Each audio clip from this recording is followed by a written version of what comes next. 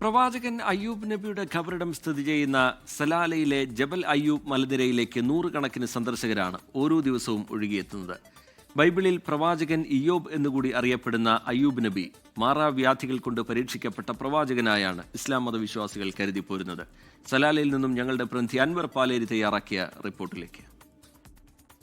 ഒമാനിലെ രണ്ടാമത്തെ നഗരമായ സലാലയിൽ നിന്ന് ഏകദേശം 30 മിനിറ്റ് റോഡ് മാർഗം യാത്ര ചെയ്താൽ ദോഫാറിന്റെ തെക്കൻ പ്രദേശത്തായി സ്ഥിതി ചെയ്യുന്ന ജബൽ അയ്യൂബ് മലമുകളിലെത്താം. സമുദ്രനിരപ്പിൽ നിന്ന് ഏകദേശം 3000 അടി ഉയരത്തിലുള്ള ഈ മലമുകളിലേക്കുള്ള യാത്ര ഏതൊരു സഞ്ചാരിയുടെയും മനം കവരും. ഖരീഫ് സീസണിലെ മഞ്ഞുമൂടിയ പാതയോരങ്ങളിൽ പുൽത്തകിടുകളിൽ മേഞ്ഞു നടക്കുന്ന ഒട്ടകപ്പറ്റങ്ങൾ പതിവ് കാഴ്ചയാണ്. മാറാവ്യാധികൾ കൊണ്ട് കഠിനമായ പരീക്ഷണങ്ങൾക്ക് വിധേയനായ അയ്യൂബ് നബിയുടെ ഖബറിടം സന്ദർശിക്കാനും രോഗശമനത്തിനായി പ്രാർത്ഥിക്കാനും ഗൾഫ് രാജ്യങ്ങളിൽ നിന്നും കേരളത്തിൽ നിന്നും മാത്രമല്ല ലോകത്തിന്റെ വിവിധ ഭാഗങ്ങളിൽ നിന്നും വിശ്വാസികൾ ഇവിടേക്ക് ഒഴുകിയെത്തുന്നു. മാറാരോഗങ്ങളാൽ ശരീരം മുഴുവൻ വ്രണങ്ങളുമായി ജീവിതകാലം മുഴുവൻ പരീക്ഷിക്കപ്പെട്ടപ്പോഴും ദൈവത്തിലുള്ള അചഞ്ചലമായ വിശ്വാസം മുറുകെ പിടിച്ച പ്രവാചക സ്മരണകൾ നൂറ്റാണ്ടുകൾക്ക് ശേഷവും ഈ മലമുകളിൽ ജീവസുറ്റ പ്രാർത്ഥനകളാവുന്നു. പ്രവാചകന്റെ ഖബറിടത്തിന് സമീപത്തായി അദ്ദേഹത്തിന്റെ കാൽപ്പാടുകൾ പതിഞ്ഞ കല്ലും കാലത്തെ അതിജീവിക്കുന്ന ഓർമ്മകളായി ഇന്നും നിലനിൽക്കുന്നു.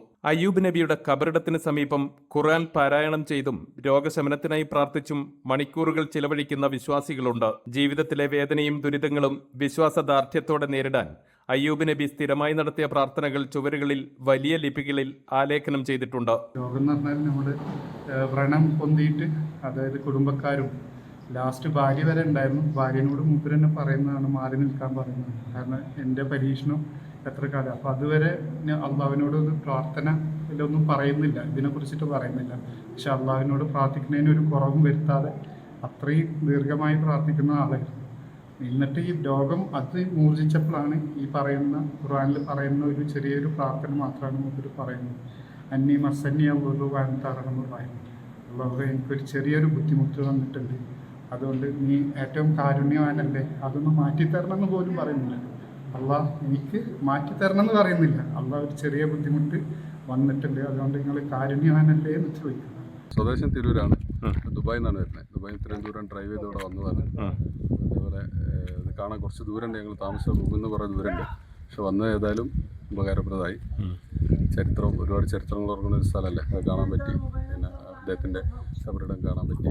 അവസാന നാളുകളിൽ സാംക്രമിക രോഗത്താൽ പീഡനം സഹിച്ച അയ്യൂബ് നബി അടുത്തുള്ള മലയിൽ കുളം കുഴിച്ച് അതിലെ ജലത്തിൽ ശരീരശുദ്ധി വരുത്തിയാണ് പ്രാർത്ഥനകൾ നടത്തിയിരുന്നത്. മലയുടെ അല്പം താഴ്ഭാഗത്തായി സ്ഥിതി ചെയ്യുന്ന ഈ കുളത്തിലേക്ക് ഒരുപാട് താഴേക്ക് കാൽനടയായി മലയിറങ്ങിപ്പോകുന്ന വിശ്വാസികൾ ഈ വെള്ളം കുടിച്ചും അംഗശുദ്ധി വരുത്തിയും രോഗശമനത്തിനായി പ്രാർത്ഥിക്കുന്നു. ഇത്തവണത്തെ ഖരീഫ് സീസണിൽ കുറച്ചു ദിവസങ്ങൾ കൂടി നല്ല കാലാവസ്ഥ ലഭിച്ചതിനാൽ കൂടുതൽ സന്ദർശകർ എത്തിയതായി കഴിഞ്ഞ 1/4 നൂറ്റാണ്ടിലധികമായി ജബൽ അയ്യൂബിൽ കച്ചവടക്കാരനായ തിരൂർ സ്വദേശി ഹംസ പറയുന്നു.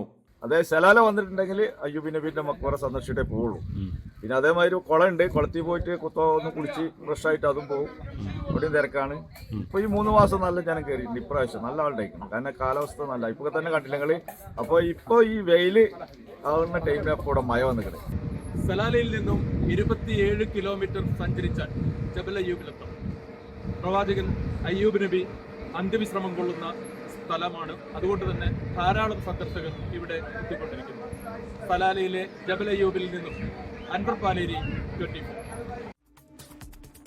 ലോകത്തെവിടെയായാലും ഏത് സമയത്തും 24 വാർത്തകളും ഓഗ്മെന്റഡ് റിയാലിറ്റി പാക്കേജുകളും എക്സ്പ്ലെയിനറുകളും വിശദമായി കാണാൻ ഞങ്ങളുടെ യൂട്യൂബ് ചാനൽ നിങ്ങൾക്ക് സബ്സ്ക്രൈബ് ചെയ്യാം.